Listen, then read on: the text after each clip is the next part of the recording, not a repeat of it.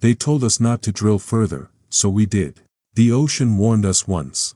We ignored it. What surfaced next should never have existed. What happened next? I worked the rigs.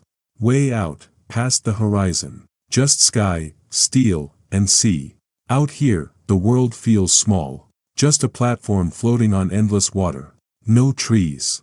No roads. No noise except the wind and the low hum of machines that never stop. We sleep in stacked metal rooms, eat food that tastes like cardboard, and work until our backs scream. 14 days on, 14 days off. That is the deal. No weekends. No breaks. Just the rotation. Days blend into nights, and nights into days, until the only thing that tells you time is the change in shifts and the beep of alarms. The air smells like salt and diesel. It burns your nose in the morning and settles in your clothes.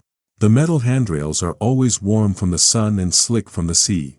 Everything is either sweating or rusting.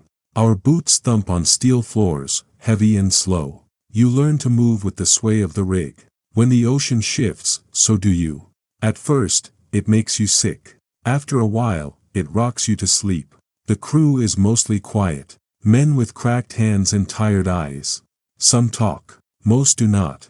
We work, we eat, we sleep. Then we do it again. There is comfort in the pattern. Comfort in the noise.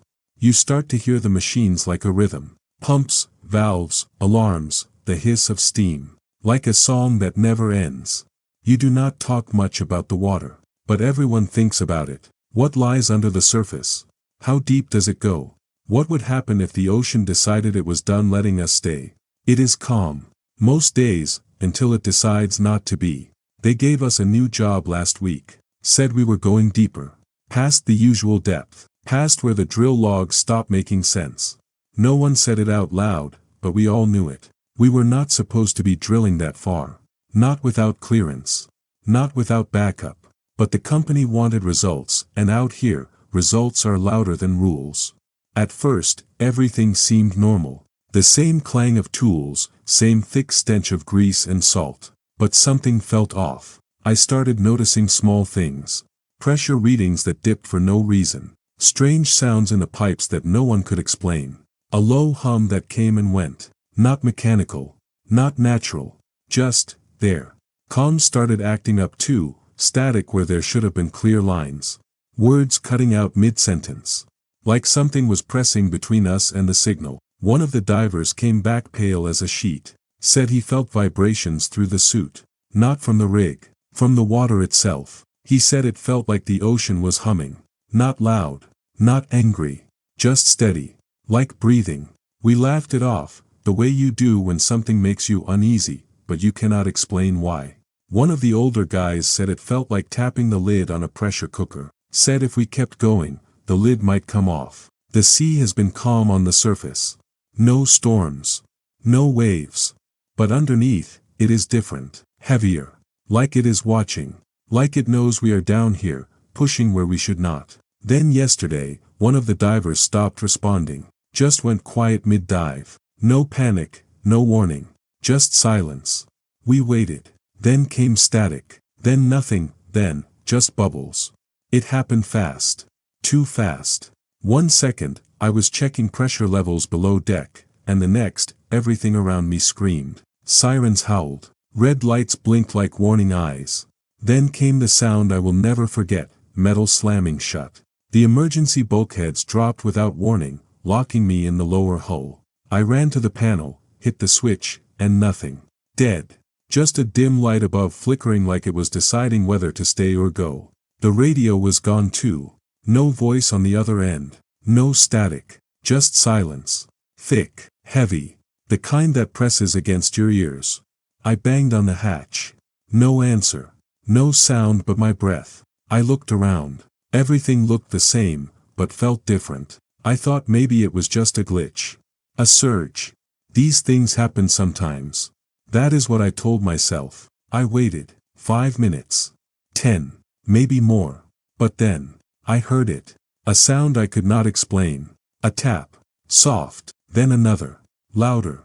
Not from inside. From the outside, not waves. Not machinery, knocks. .3 of them, rhythmic. Deliberate. I pressed my hand to the wall. I could feel something moving through the metal. A vibration, slow and deep, like the heartbeat of something huge. Something alive. And then I remembered. Years ago, we lost a man on a dive. His name was Callan. Said his valve line was damaged. He asked for another check. I looked it over. I saw the rust. I knew it was not right. But I signed it anyway. I needed the bonus. I told myself he would be fine. He was not. He never came back. Now the metal around me groaned like it was breathing. I felt the floor tilt. Not from the sea. From something deeper. Like the rig was sinking. Or being pulled. The lights flickered again. Then black. Complete darkness. I sat down, pressed my back to the wall, and waited. My thoughts started spinning. Was there still air? How long had it been? I could not tell anymore. The rig felt different now. Not like a machine, like a body. And I was inside it. And it reminded me. Time stopped making sense. It could have been hours. It could have been days. There was no clock. No light. Just the quiet hiss of my breath and the groan of metal above me. I stopped trying to call for help. No one was answering. No one was coming. The walls creaked like old bones. The air felt thinner with every breath. It was like the ocean was pressing in. Not crashing. Just waiting. It felt like it wanted in. Or maybe, I was the one meant to go out. Then I heard it. Not through my ears. Not like a sound. It came through my chest. A low voice, calm, almost kind. You dug too deep. I froze. I tried to tell myself I was imagining it, but the pressure in my ribs said it was real. It knew me. Not my name. Me. I looked around, and the reflections in the pipes were not just mine. Faces started to show in the shine of the metal. Faces I knew. Callan. Others from the crew. Some have gone years ago. Some are still alive, maybe. And then, I saw myself. But twisted. Pale. Empty eyes. The floor stayed dry, but I saw water moving in the corners. It was not flooding. It was reaching. Curling in, slow like fingers. The cold touched my boots, then faded. Like it was tasting. And then the wall rippled. Right in front of me. A dark shape formed in the steel. Not a hole. Not a crack. Something else. Like the sea had opened its doorway. The voice came again. Do you want to leave? I did not speak. I could not. Then dive. And the dark moved forward. They found me 3 days later. Curled up near the hatch. Eyes open. Barely breathing. I was covered in sweat, lips cracked, throat dry like sand. They pulled me out slowly, like I might break. I could barely stand. The medics kept asking questions. I had no answers. The report said there was no breach. No drop in pressure. No recorded event. They said it was a system fault. A glitch. A 1 in a million power surge that locked me in by mistake. That is what they put in the file. That is what they told the families. They asked about the diver we lost.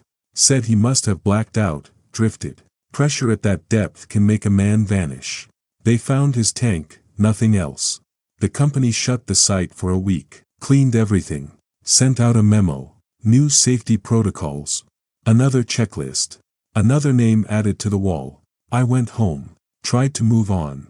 Ate. Slept. Sat still. Pretended it was over.